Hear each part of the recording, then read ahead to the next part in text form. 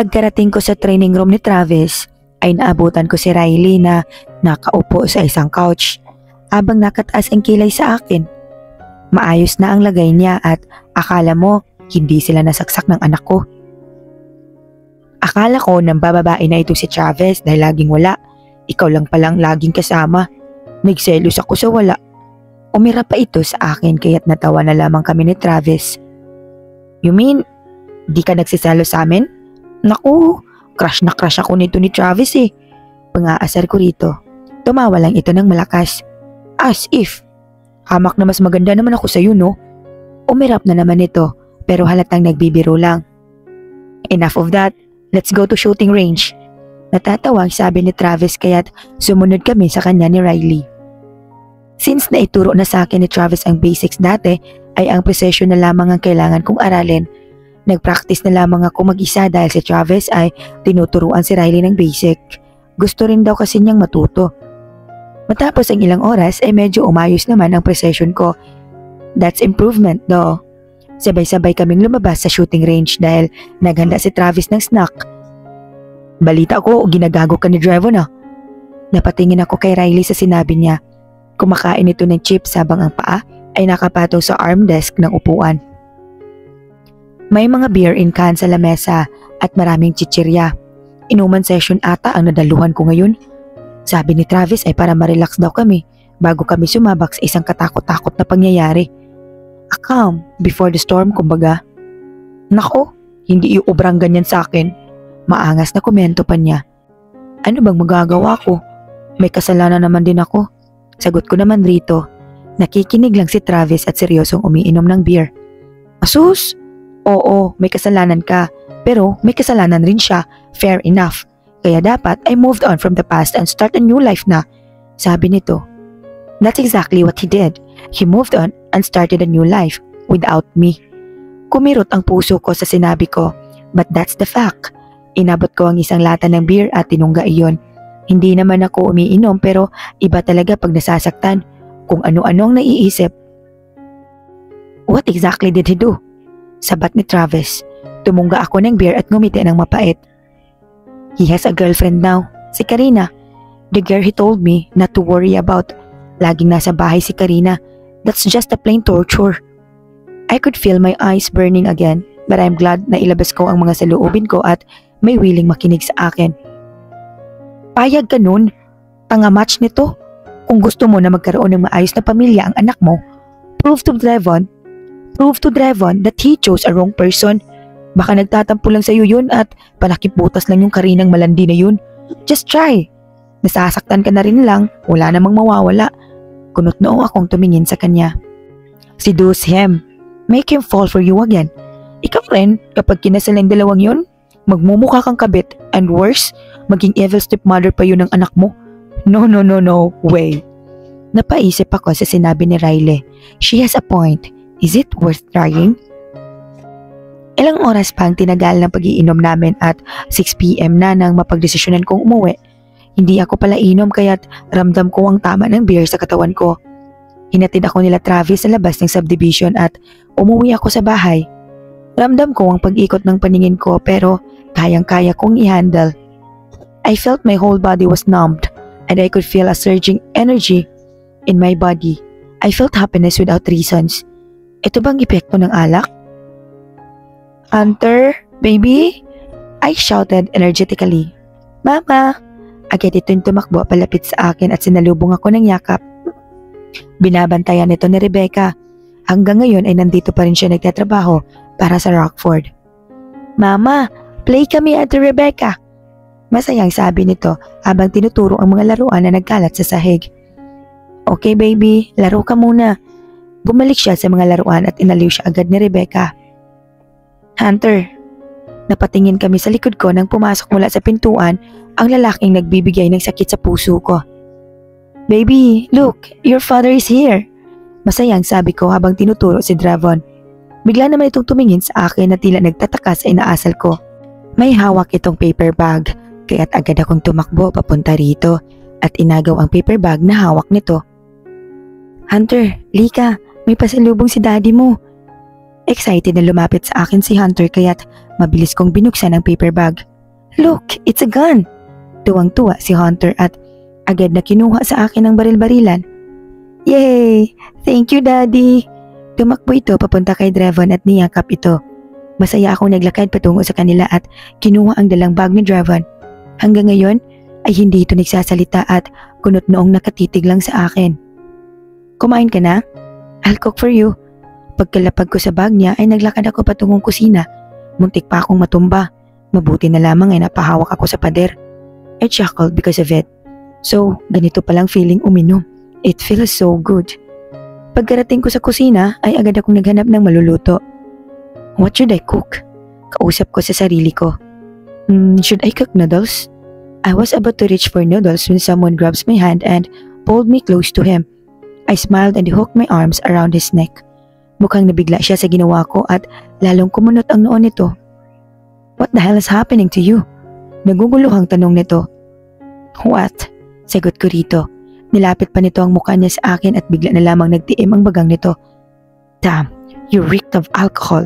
Are you drunk? I am not. Natatawag sabi ko. You should rest. Gigil na sabi nito. Inalis nito ang kamay ko na nakapulupot sa leeg niya. Ayaw na ba talaga niya sa akin? I set aside the thought and turned my back away from him. Muli akong lumapit sa ref upang maghanap ng pagkain ngunit muntik na akong matumba kung hindi lang ako nahawakan ni Drevon. I gasped when he suddenly lifted me up. Baba mo ko! Sigaw ko rito ngunit hindi man lang niya ako pinansin at dire-diretso itong pumasok sa loob ng kwarto ko. Hinagis niya ako sa kama kaya't napaupo ako rito. Where the hell did you went? Iniwan mo si Hunter dito at nagpakalasing ka? Sigaw nito sa akin. Hala? Grabe ka naman. Di naman ako lasing. Sagot ko rito. Seriously, Levi? What's happening to you? Bakit ba lagi kang umaalis? Where are you going? Puno ng pagkainis at pagtataka ang mukha nito. I can't answer. I'm just so damn distracted to his face. He's still wearing his suit. Kakauwi niya lang sa akin ay sinisigawan na niya agad ako. Ganito ba siya maging asawa? I suddenly giggled on that thought. What the hell? Nababaliw ka na ba, Levi? Tanong nito at agad na naupo sa tabi ko. Hinawakan pa nito ang pisngi ko. He looks really worried for me. But why would he? Maybe I'm just drunk and I'm assuming things now. You look like a concerned husband. Tumawa ako pagkasabi ko noon at halatang natigilan siya sa sinabi ko. He hates the idea. I know. But I just can't stop laughing at that thought. Ibababa na sana niya ang kamay niyang nakahawak sa pisngi ko ngunit agad ko iyong hinawakan. I suddenly felt all my emotions came rushing to me. Ayaw mo na ba sa akin? I asked him. He just stared at me. Maybe weighing things and stopping himself from hurting me. But I'm already hurting. I'm already broken and he can't broke me more than this. Mahal mo ba talaga si Karina? I asked him again. He avoided my gazes and bowed his head. Levi, I don't...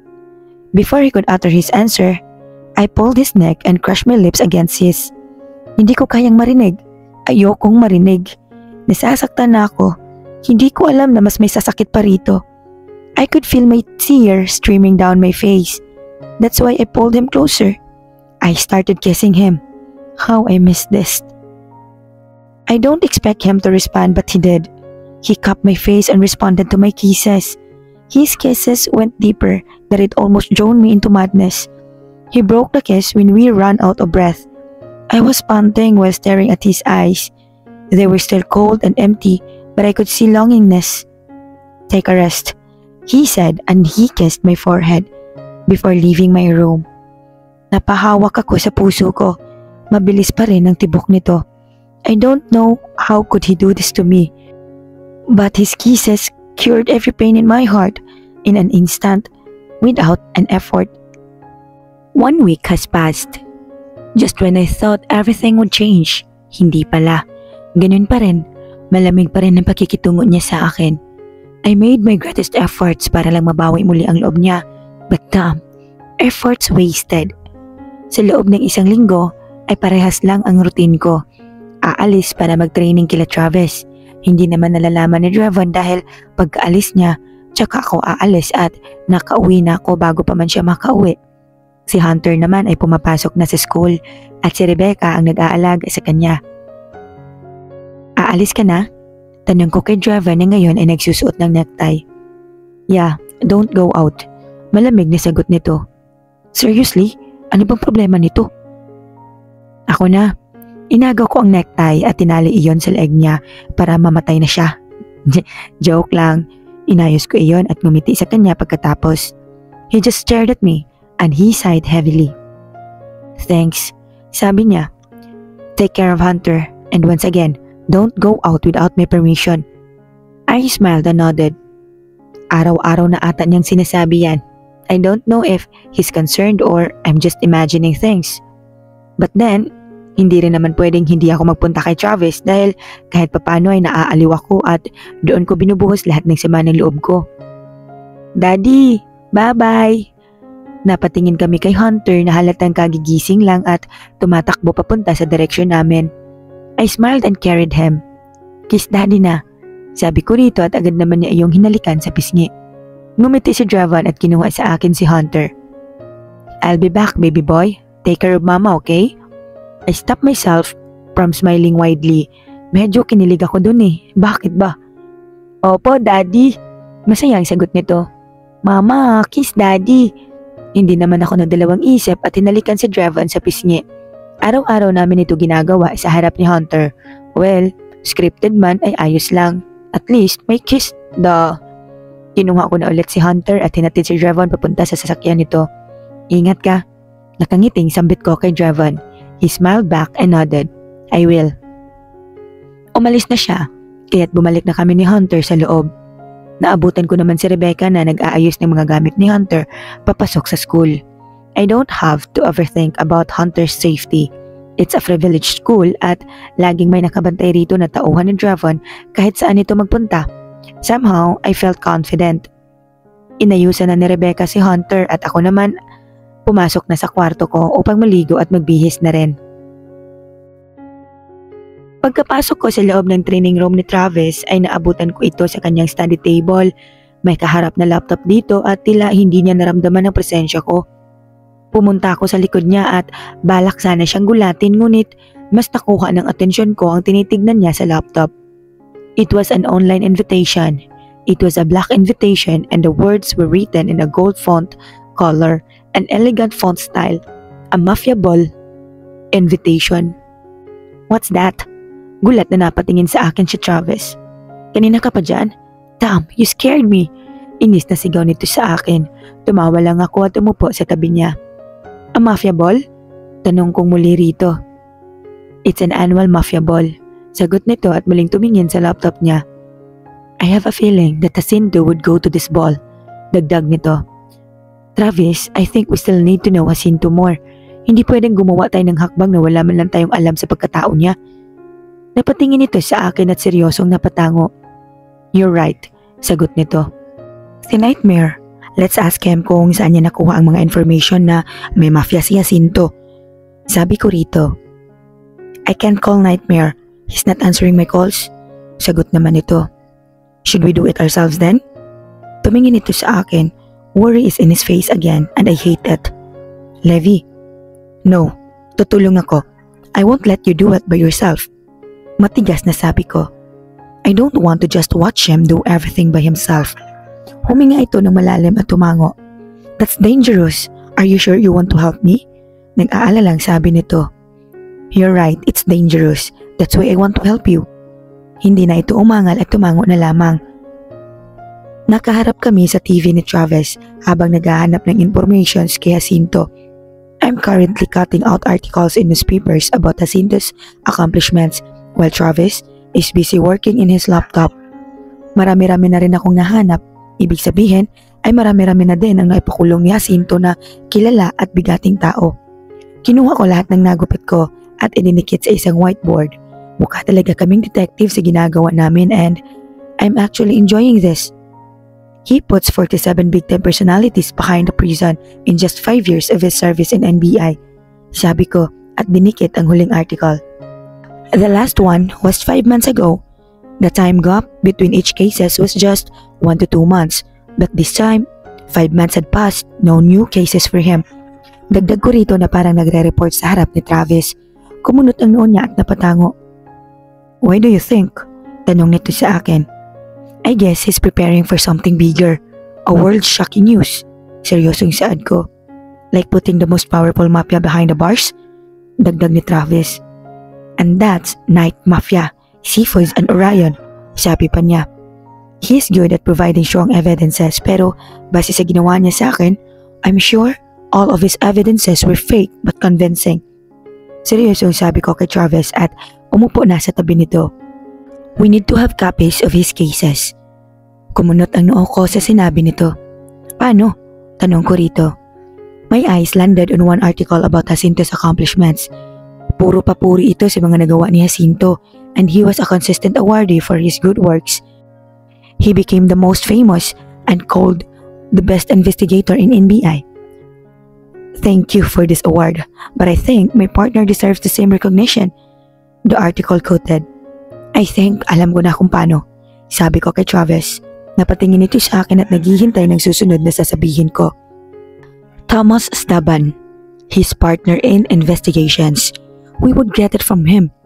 Mas lalo na pakunot ang noon niya sa sinabi ko. That's his dumb partner and I'm sure as hell hindi niya ilalaglag ang partner niya. What makes you think he would help us? Natatawang sabi nito. He helped me escape when I was caught by Jacinto 3 years ago. I think there's still a goodness left in him. Samantala, Travis and I are currently waiting here at parking lot of police station kung saan naka-duty si Thomas Taban.